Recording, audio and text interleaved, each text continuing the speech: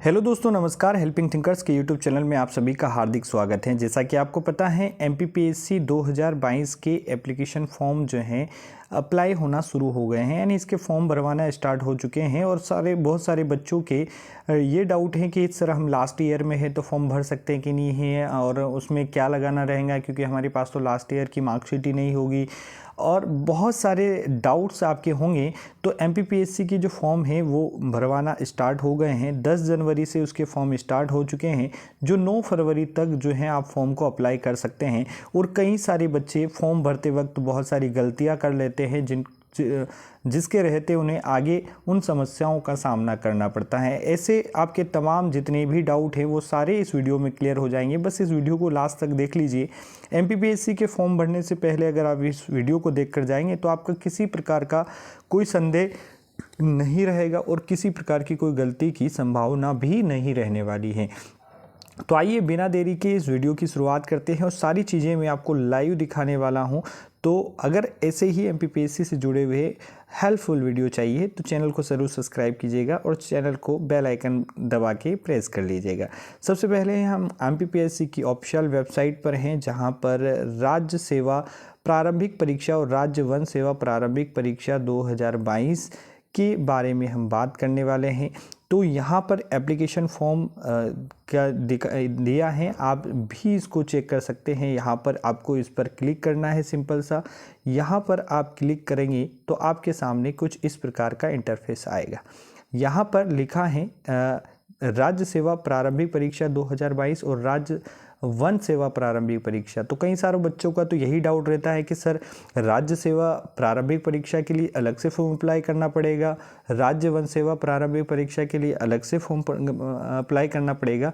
तो ऐसा बिल्कुल भी नहीं है, आपको एक ही फॉर्म अप्लाई करना है और प्रीलिम्स एग्ज़ाम भी आपकी एक ही होगी, यानी जैसा पीएससी का जो पेपर होता है वही होगा। केवल जो मेंस एग्ज़ाम है वो अलग अलग होती है। राज्य वन सेवा जो स्टेट फॉरेस्ट है इसकी अलग मेंस होता है, जबकि स्टेट सर्विस एग्जामिनेशन इसका अलग मेंस होता है। इन दोनों के लिए फॉर्म एक ही अप्लाई होगा, ठीक है। और आप अगर ये नोटिफिकेशन डाउनलोड करना चाहते हैं तो यहाँ से राज्य सेवा का जो है ऑफिशियल नोटिफिकेशन आप डाउनलोड कर सकते हैं और राज्य वन सेवा का यहाँ से आप डाउनलोड कर सकते हैं।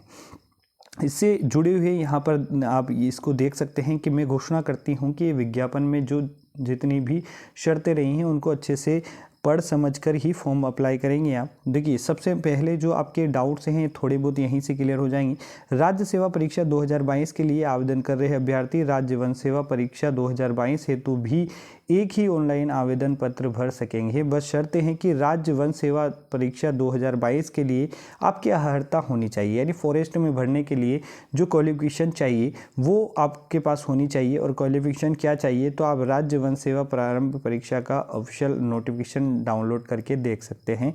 इसमें आपका बायोलॉजी मैथ्स वगैरह ही इसके लिए अप्लाई कर सकते हैं, या आपके पास ऐसी कोई डिग्री है इंजीनियरिंग की तो भी शायद आप डाल सकते हैं। आप एक बार देख लीजिएगा, ठीक है। तो आपको ये होना चाहिए। इसके बाद में आगे अगर हम बात करें दोस्तों, तो आगे यहाँ पर राज्य सेवा परीक्षा 2022 के लिए आवेदन कर रहे अभ्यर्थी कृपया नोट करके रखें कि राज्य वन सेवा यानी लिखित और साक्षात्कार परीक्षा 2022 के दूसरे चरण में शामिल होने के लिए उन्हें राज्य सेवा प्रारंभिक परीक्षा 2022 में सम्मिलित होना अनिवार्य होगा। राज्य सेवा प्रारंभिक परीक्षा 2022 के विज्ञापन जो है 30 दिसंबर को जारी किया गया था।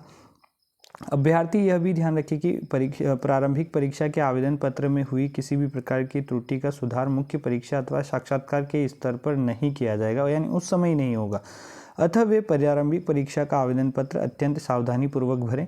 यदि किसी भी प्रकार की कोई त्रुटि होती तो त्रुटि सुधार में आप उसको सुधार कर लें, ठीक है, क्योंकि आपको त्रुटि सुधार का भी समय दिया जाएगा। इसके बाद में यह सुनिश्चित करें कि जिम्मेदारी स्वयं अभ्यर्थी की होगी कि वे अपने आवेदित पद के लिए निर्धारित समस्त अर्हताओं और शर्तों को पूरा करते हैं। अतः आवेदन करने के पहले अभ्यर्थी अपनी अर्हता की जांच स्वयं कर ले। अर्हता की समस्त शर्तों को पूरा करने पर ही आप आवेदन पत्र भरें। अभ्यर्थी आवेदन ऑनलाइन आवेदन करने तथा आवेदन शुल्क का भुगतान करने के पश्चात ऑनलाइन आवेदन पत्र प्रिंट आउट जो है वो प्राप्त करें। आवेदन पत्र में उल्लिखित भुगतान विवरण से सुनिश्चित कर ले कि शुल्क भुगतान हो चुका है। त्रुटि सुधार अवधि समाप्त होने के बाद भी किसी प्रकार का परिवर्तन मान्य नहीं होगा। यानी जो त्रुटि सुधार की अवधि दी जाएगी उसी में आपको त्रुटि सुधार करना है, उसके बाद में नहीं होगा। श्रेणी वर्ग परिवर्तन विषयक समस्त अभ्यावेदन अमान्य किए जाएंगे। आयोग द्वारा इस संदर्भ में अभ्यर्थी से कोई पत्र व्यवहार नहीं किया जाएगा। अभ्यर्थी अपना आवेदन पत्र, आवेदन क्रमांक संभाल कर रखें, यानी क्योंकि इसकी ज़रूरत आपको बार बार समय समय पर देखने को मिलेगी। इसके साथ ही समस्त अभ्यर्थियों को सूचित किया जाता है कि ऑनलाइन फॉर्म भरने से पूर्व मध्य प्रदेश लोक सेवा आयोग द्वारा प्रस्तावित विज्ञापन की दी गई जानकारियों को अच्छी तरह से पढ़ ले, उसके उपरांत ही आवेदन करें। अब फोटो से संबंधी भी कई बार बच्चों के फॉर्म रिजेक्ट हो जाते हैं, तो उससे संबंध भी आयोग ने चीज़ें क्लियर की हैं और मैं सारी चीज़ें ऑथेंटिक बताता हूं, मन गढ़ंत बातें कुछ भी नहीं करता हूं। तो यहाँ पर फ़ोटो से संबंधित चीज़ें आप देख सकते हैं। स्कैनिंग किए हुए पासवर्ड साइज की नवीनतम रंगीन फ़ोटो का प्रयोग होना चाहिए, यानी नवीन फ़ोटो होना चाहिए आपका, और आपका जो बैकग्राउंड है वो क्लियर होना चाहिए। अगर आपका वाइट शर्ट पहनकर आप खिंचवाते हैं तो दूसरा बैकग्राउंड जो चल सकता है जिसमें आपका चेहरा अच्छे से दिख पाए। अगर आप दूसरा कलर का शर्ट या पहनकर फ़ोटो खिंचवाते हैं तो और दूसरे कलर का ही खिंचवाना मेरी माने तो, और बैकग्राउंड हमेशा वाइट रखना, ठीक है। फ़ोटो खिंचवाते हुए समय रिलैक्स स्थिति में सीधे कैमरे में देखें। आवेदन पत्र के साथ संलग्न फोटो एवं हस्ताक्षर स्पष्ट होने चाहिए। यह सुनिश्चित करें कि फ़ोटो का बैकग्राउंड हल्के रंग या आदर्श सफ़ेद रंग का होना चाहिए, ठीक है। सफ़ेद रंग का होगा तो बहुत मतलब कभी भी आपका फ़ोटो की वजह से फिर आपका फॉर्म कभी रिजेक्ट नहीं होगा, ये बात आपको ध्यान रखना है। इसके बाद में आपको यहाँ से सिंपल सा कर लेना है क्लिक, यहाँ पर आप क्लिक कर लेंगे और इसके बाद में ये नोटिफिकेशन भी अगर आप देखना चाहें तो इसको देख सकते हैं। ये यहाँ से डाउनलोड, चूँकि मैंने डाउनलोड कर रखे हैं तो मुझे यहाँ पर दिख रहा है, और इस तरीके से यहाँ से सिंपल सा आप यहाँ नीचे आकर एक्सेप्ट करेंगे तो आप आगे पहुँच जाएंगे। और यहाँ पर दिया है राज्य सेवा प्रारंभिक परीक्षा, ये आपका काम का नहीं है, ठीक है। और इस तरीके से आप फॉर्म भरने के जो स्टेज हैं वहाँ पर आ जाएंगे।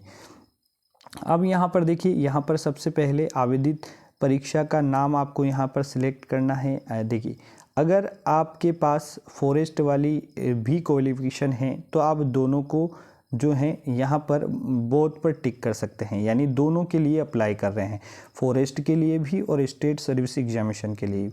अगर आप चाहते हैं कि नहीं फॉरेस्ट वाली जो है या क्वालिफाइंग जो भी अर्हता है वो नहीं है, तो केवल आप स्टेट सर्विस एग्जामिनेशन पर ही क्लिक करें। अगर आपके पास दोनों योग्यता हैं तो आप फिर इस पर क्लिक करें, ठीक है। यहाँ से कोई भी ऑप्शन आप ले सकते हैं, मेरे पास यही है, ठीक है। इसके बाद में राज्य सेवा वन परीक्षा की शैक्षणिक अर्हता हेतु स्नातक उपाधि का चयन करें। तो यहाँ पर या तो आपके पास बीई होना चाहिए, बीटेक होना चाहिए, या बैचलर ऑफ साइंस में कोई डिग्री होना चाहिए, तब आप इसके लिए अप्लाई कर सकते हैं। मेरे पास नहीं है, मैंने नहीं किया। इसके बाद में यहाँ पर व्यक्तिगत विवरण आपको देना होगा, जहाँ अभ्यर्थी का नाम, अभ्यर्थी का मध्य नाम, अंतिम नाम, और यह सारी चीज़ें व्यक्तिगत जानकारी जितनी भी होती हैं, डेट ऑफ बर्थ, आयु, माता पिता का नाम, ये सारी चीज़ें जो नॉर्मली आप ऑनलाइन जाकर भर सकते हैं, आप चाहें तो मोबाइल से भी भर सकते हैं। यहाँ से अगर आपका विवाह हो चुका है तो वैवाहिक संबंध जितने भी हैं उससे संबंधित यहाँ जानकारी आपको भरना है, आप विवाहित हैं नहीं हैं, बच्चों की संख्या क्या, वो सारी चीज़ें। इसके बाद में यहाँ पर मूल सूचना का विवरण आपको भरना है, क्या आप मध्य प्रदेश के मूल निवासी हैं, अगर हैं तो यस करना है, नहीं है तो नो करना है। आप किस कैटेगरी में आते हैं तो यहाँ से आपको सिलेक्ट करना है, क्या आप अभ्यर्थी क्रीम लेयर में आते हैं तो ये सारी चीज़ें यहाँ से आपको सिलेक्ट कर लेना है। इसके बाद में अगर आप दिव्यांग हैं किसी प्रकार से तो उससे संबंधित यहाँ पर आपको जानकारी भरनी है। इसके बाद में आपके पास आपको अन्य विवरण मांगा जाएगा, क्या अभ्यर्थी कभी सेवा से पृथक करने के दंडित किया गया, यानी आपको कभी दंड वंड दिया गया है, ये सारी चीज़ें तो नहीं हैं तो कोई दिक्कत नहीं है। भूतपूर्व सैनिक का विवरण, क्या आप भूतपूर्व सैनिक रहे हैं तो आपको भरना है। आयु सीमा में प्रोत्साहन रूप में अगर छूट दी गई है तो वो, अगर आप मतलब आयु को क्रॉस कर चुके हैं और आपको आयु में छूट दी गई हैं तो आपको यहाँ पर अनिवार्य शैक्षणिक अर्हता, ठीक है। यहाँ ये आपका सबसे बड़ा डाउट है और यहाँ पर आपका डाउट क्लियर हो जाए। अनिवार्य शैक्षणिक अर्हता क्या अभ्यर्थी स्नातक हैं तो आपको यस है तो यस करना है, नो है तो नो करना है। अगर आपका स्नातक क्लियर है तो आपको यस कर देना है, अगर आपका रनिंग है तो नो कर देना। क्या अभ्यर्थी स्नातक की अंतिम वर्ष में अध्ययनरत हैं, यानी लास्ट ईयर में हैं? तो अगर आप लास्ट ईयर में हैं तो आपको यहाँ पर यस करना है। और यदि हाँ है, मतलब आपने यस किया है, तो आपको यहाँ पर हाई सेकेंडरी, यानी जो आपका जो लास्ट जो ईयर है हाई सेकेंडरी, उसका उत्तीर्ण वर्ष, यानी आपने हाई सेकेंडरी कब क्लियर किया है उसका सन यहाँ पर डालना है। जो भी हैं 2010 हैं, 12 हैं, 14 हैं, जो भी हैं वो आपको यहाँ पर सन डालना है, सिंपल सा, और कुछ भी नहीं करना है और आप फॉर्म अप्लाई कर पाएंगे। शैक्षणिक विवरण यहाँ पर आपको देना है दोस्तों। शैक्षणिक व्यवस्था में क्या देना है देख लीजिए। एक तो आपको हाई स्कूल, यानी आपका जो 10वीं है उसका उत्तीर्ण परीक्षा का नाम क्या है, मतलब एमपी बोर्ड से किया है, प्राइवेट है, कैसे किया है, वो सारी चीज़ें। प्रणाली किस प्रकार की है, विषय कौन से हैं, पूर्णांक कितना था, प्राप्तांक कितना है, प्रतिशत कितना है, डिवीजन क्या रहा है, बोर्ड का नाम क्या है, ये सारी चीज़ें आपको यहाँ पर भरनी रहेगी। इंटरमीडिएट या हायर सेकेंडरी, यानी आपका जो 12th है तो 12th से संबंधित जानकारी यहाँ पर फिलअप करनी है। और स्नातक अगर आपका क्लियर है तो वहाँ जानकारी आपको भरना है, नहीं है तो कोई बात नहीं है, आपने वहाँ पर भर दिया है लास्ट ईयर का, तो बस इतना करके आपको छोड़ देना है।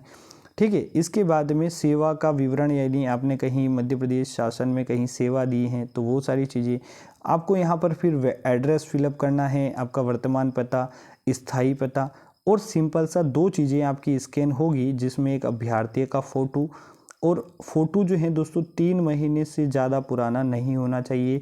नीचे नाम, सरनेम के साथ जो 10वीं की मार्कशीट में है, और डेट ऑफ बर्थ आपकी, डेट ऑफ बर्थ नहीं, सॉरी क्षमा चाहता हूँ, उस फोटो पर 3 महीने से पुरानी डेट नहीं होनी चाहिए, और अभ्यर्थी का हस्ताक्षर, यहाँ पर ये दोनों चीज़ें जो हैं अपलोड होगी। और इसके बाद में आपका फॉर्म जो है पूरी तरीके से भरा जाएगा, और यहाँ पर सिंपल सा आपको मोबाइल नंबर, आपका ईमेल, ताकि एमपीपीएससी से द्वारा कोई भी जानकारी आपको भेजना हो तो मोबाइल या ईमेल के माध्यम से भेजा जा सकता है। इसके बाद में सिंपल सा आपको यहाँ पर घोषणा करता हूँ, यहाँ पर राइट क्लिक करना है, वेरिफिकेशन कोड आपको यहाँ पर डालना है और नेक्स्ट पर क्लिक करना है। इसके बाद में आपका पेमेंट होगा, और पेमेंट होने के बाद में आपका फॉर्म जो है भर जाएगा। तो आई होप पूरी जानकारी आपको, जो आपकी जो चीज़ें स्कैन होगी ना, वो 2 ही चीज़ें होंगी, एक तो फ़ोटो स्कैन होगा और एक अभ्यर्थी का सिग्नेचर जो अपलोड होगा। इसके अलावा कोई भी स्कैन होके अपलोड नहीं होगा। बाकी नॉर्मल जानकारी आपको सत्यता के साथ चेक कर कर भरना है। बस यही, आई होप कि आपके सारे डाउट क्लियर हो गए होंगे। फिर भी किसी प्रकार का अगर कोई डाउट है तो मुझे कमेंट बॉक्स में बताएं, मैं हर सवाल का जवाब देने का प्रयास करूंगा। वीडियो पसंद आया है तो लाइक कीजिएगा, एक प्यारा सा कमेंट कीजिएगा, चैनल पर पहली बार आया तो सब्सक्राइब कीजिएगा। धन्यवाद। जय हिंद, जय भारत।